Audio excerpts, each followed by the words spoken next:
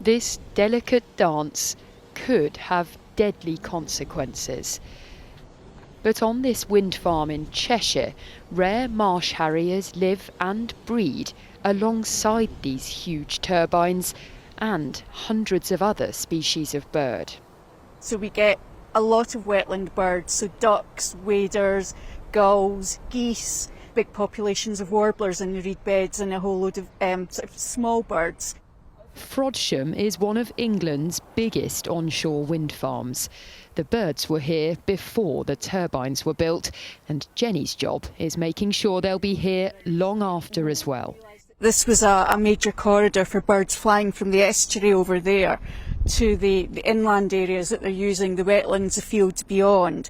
And so this was the area that we didn't put turbines into, so the birds could still leave from the estuary and fly inland. So it's essentially a flight path. It is, yeah, exactly. It's a safe one. They can fly in. Jenny has spent years monitoring this site and tracking the behaviour of the birds both before and after the turbines went up.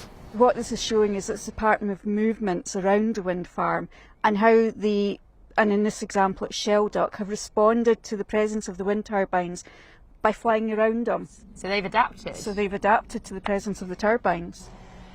It's impossible for Jenny and her team to measure how many birds are killed by these turbines. But what they do know is that overall populations aren't in decline. In fact, this area is now home to more species than it was before the wind farm was built. Across the UK, onshore wind farms are estimated to kill up to 100,000 birds a year. Far fewer than the millions killed by cats, and according to Britain's biggest bird charity, just a fraction of the number endangered by the effects of climate change.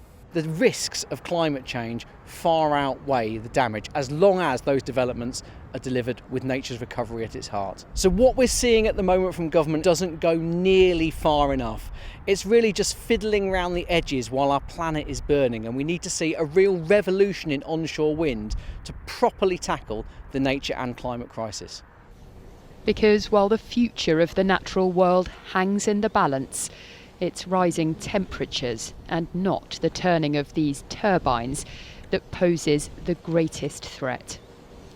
Keedy, ITV News, Cheshire.